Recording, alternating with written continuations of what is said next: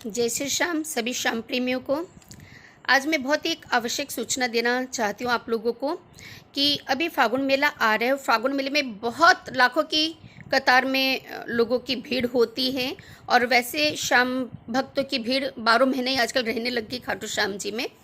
तो मैं एक निवेदन करना चाहती हूँ श्याम बाबा के सभी भक्तों से, सभी प्रेमियों से, जो भी इत्र की शीशी ले जाना चाहते हैं। बहुत सारे लोग होते हैं कि प्रसाद में इत्र लेके जाते हैं, बाबा के लिए फूल लेकर जाते हैं, नारियल लेकर जाते हैं, प्रसाद लेकर जाते हैं, लेकिन कुछ लोग उससे वहाँ चढ़ा नहीं पाते हैं, तो उसके लिए उन्हें काफ़ी तकलीफ भी होती है। लेकिन कुछ भक्त क्या करते हैं कि इत्र लेकर जाते हैं, यदि वो पास में नहीं दे पाते तो वो लोग फेंक के इत्र चढ़ाते हैं, नारियल भी फेंक कर बाबा को अर्पण करते हैं, प्रसाद भी वो लोग अर्पण नहीं कर पाते, चढ़ा नहीं पाते, तो बहुत लोग मुट्ठी भर के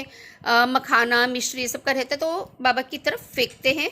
तो फेंक के कभी एक तो प्रसाद भोग लगाया नहीं जाता है। मैं बताऊंगी कि कैसे क्या करना है। पहली बात, इत्र की जो आती है कि इत्र की यदि शीशी आप लोग लेकर जाते रहे तो प्लीज़ उसे आप भूल से भी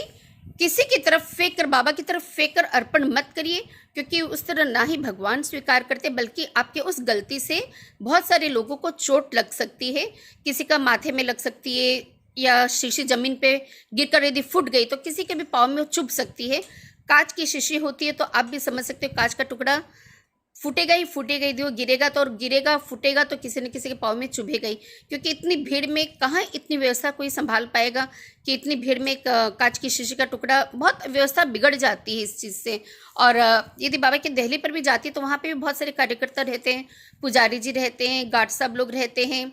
परिवार के लोग वहाँ रहते हैं, सेवक परिवार के लोग वहाँ पे रहते हैं सेवा में, तो किसी के भी पाँव में वो कांच की शीशी फूट चुभ सकती है। तो प्लीज़ आप लोग से मेरा बहुत ही अनुरोध है कि प्लीज़ आप लोग इत्र की शीशी बाबा के दरबार में फेंक के अर्पण न करें। यदि आपको बाबा को अर्पण करना ही है तो आप इत्र की शीशी लेकर जाते भी हैं तो आप मनी मन बाबा को अर्पण करके उससे आप प्रसाद के रूप में आप अपने साथ वापस ला सकते हैं। ये हुई इत्र की बात। दूसरी बात, नारियल। बहुत सारे लोगों को मैंने देखा कि नारियल भी वो लोग यदि चढ़ा नहीं पाते ना तो वो लोग दूर से फेंक के बाबा को अर्पण करते हैं, लेकिन उन लोग को इतनी समझ नहीं थी कि नारियल आप यदि फेंक रहे तो वो आगे जाके नीचे गिरेगा कि किसी के सिर पे गिरेगा। इस चीज़ का आप लोग सोचते भी नहीं हो कि उस नारियल से किसी को चोट भी लग सकती है, क्योंकि जब वो शीशा लगाया गया था ना तो एक बार नारियल किसी ने फेंका तो उस टाइम वो शीशा भी एक बार टूट चुका था। तो सोचिए यदि वो नारियल किसी के सर पे यदि गिरता है तो एक नारियल के साथ 2 नारियल फूटेंगे, क्योंकि सर का नारियल भी फूटेगा और आपका नारियल भी फूटेगा। इसलिए ये गलती भूल से भी मत करिए, क्योंकि पहले एक बार ये घटना हो चुकी है जब वो कांच का शीशा नहीं लगाया गया था बाबा के और भक्तों के बीच में। उसके पहले एक बार किसी भक्त ने इत्र की शीशी जोर से फेंक के बाबा को अर्पण की थी, तो वो शीशी जाके फूट गई थी और फूट के उसका शीशी का कांच का टुकड़ा पुजारी जी के पाँव में चुभ गया था, जिसके कारण उनका पाँव कट गया था और बहुत खून बहा था। इसके कारण वहाँ पे कांच की दीवार लगा दी गई थी। तो बहुत सारे लोगों को तकलीफ हुई थी कि भक्त और भगवान के बीच में कांच की दीवार लगा दी गई है। जिन्होंने ये व्यवस्था संभाल रखी उन्होंने ये किया,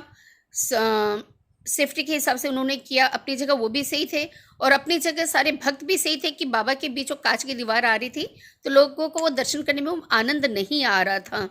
तो वो दीवार बाबा ने अब हटा दी है। जब बाबा ने अपने भक्तों से मिलने के लिए अपने बीच की वो कांच की दीवार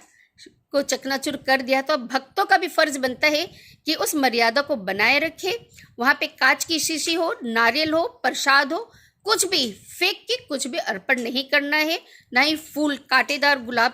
के फूल भी लोग लेके जाते हैं, क्योंकि हम लोग मंदिर में बरसों से सेवा करते आ रहे हैं, इसलिए हमको पता है कि मंदिर के अंदर में किस तरह व्यवस्था संभालनी होती है और क्या क्या प्रॉब्लम्स होती है। तो कांटेदार फूल जो लेकर जाते हैं, गुलाब के फूल में पूरा कांटा रहता है, वो फूल भी यदि नीचे गिर जाता है जमीन पे तो बहुत सारे लोगों के पाँव में चुभता है। तो सोचिए गुलाब के फूल का कांटा कितना जोर चुभता होगा। तो इसलिए कांटेदार फूल कोई भी मंदिर के अंदर न लेके जाए। और इत्र है, फूल है, चाहे आप प्रसाद भी है। देखिए प्रसाद की व्यवस्था में इसलिए बोलेंगे बरसों से मंदिर के अंदर में फागुन मेले में प्रसाद नहीं लगाया जाता है,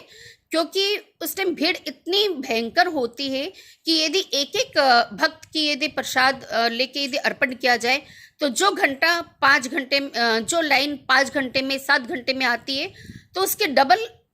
समय लगने लगेगा। जो भीड़ 5 घंटे में लोग दर्शन करने पहुंच रहे हैं, वो 10 घंटा ले लेगा, क्योंकि एक एक भक्तों को आप प्रसाद लो, चढ़ाओ, फिर दो, वो बहुत समय उसमें चला जाता है। तो सभी भक्तों से मेरा अनुरोध है कि यदि आप लोग मंदिर में जाते हैं प्रसाद लेके,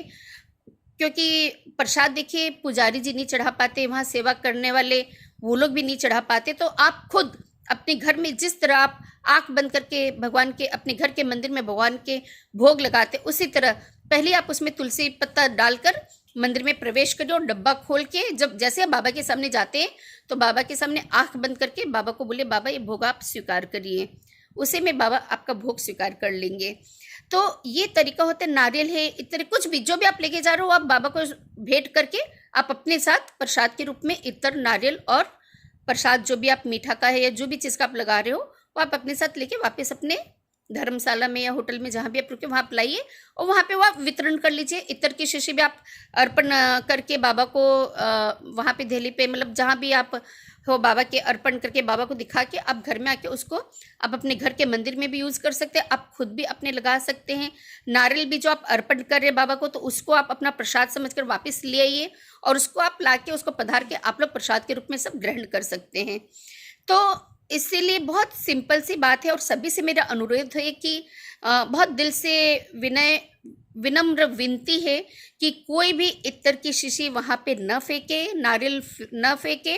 क्योंकि नारियल से किसी का भी सर फूट सकता है, इत्र की शीशी किसी के भी सर पे जाके लग सकती है तो चोट लग सकता है और किसी के पाँव में चुभ सकती है। तो प्लीज़ ये गलती आप लोग बिल्कुल भी मत करिए। जब बाबा ने अपने बीच की दीवार को हटाया है तो उनका सम्मान करिए और